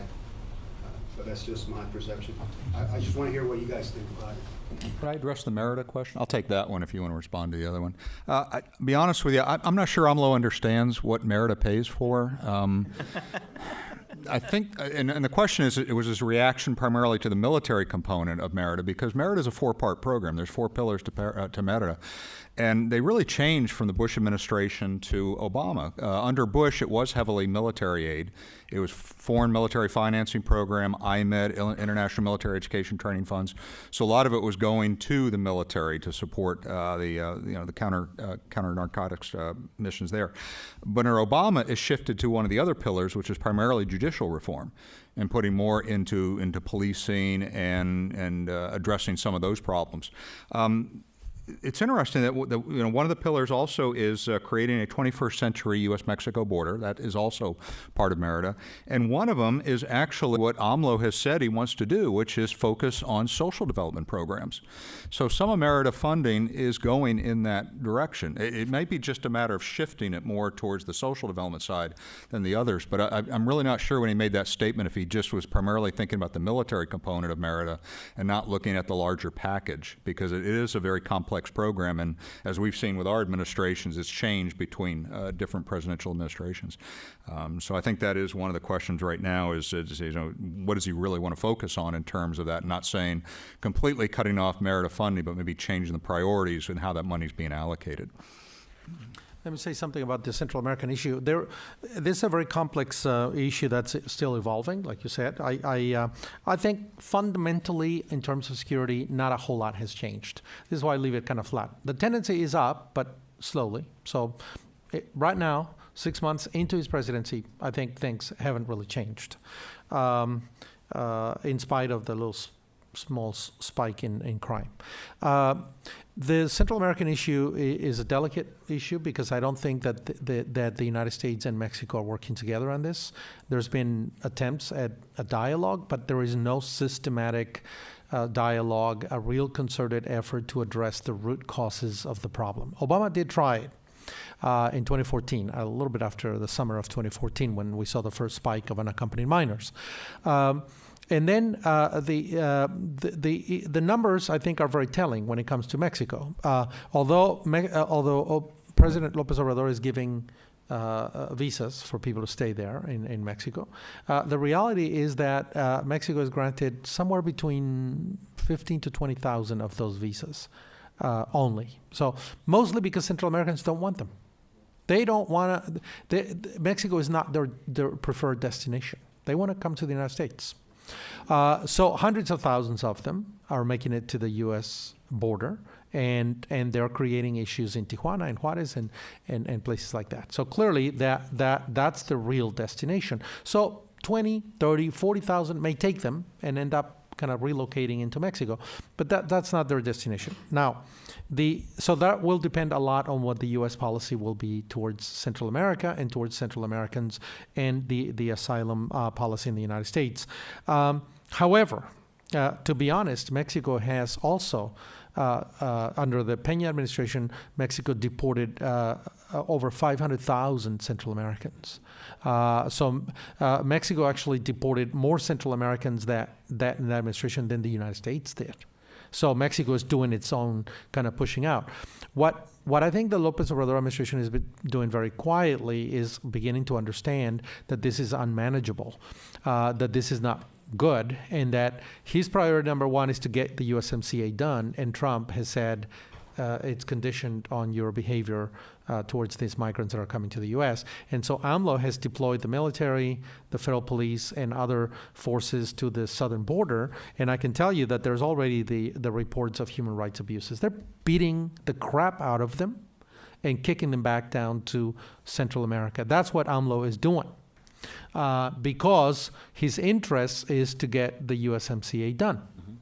That's probably the thing to do, to secure the southern border with Central America and then get the USMCA passed and then convince the United States to deal jointly with Central America. But that requires a different Washington, and it requires AMLO's priorities to be done so that he can then focus on convincing Washington to work together with on Central America.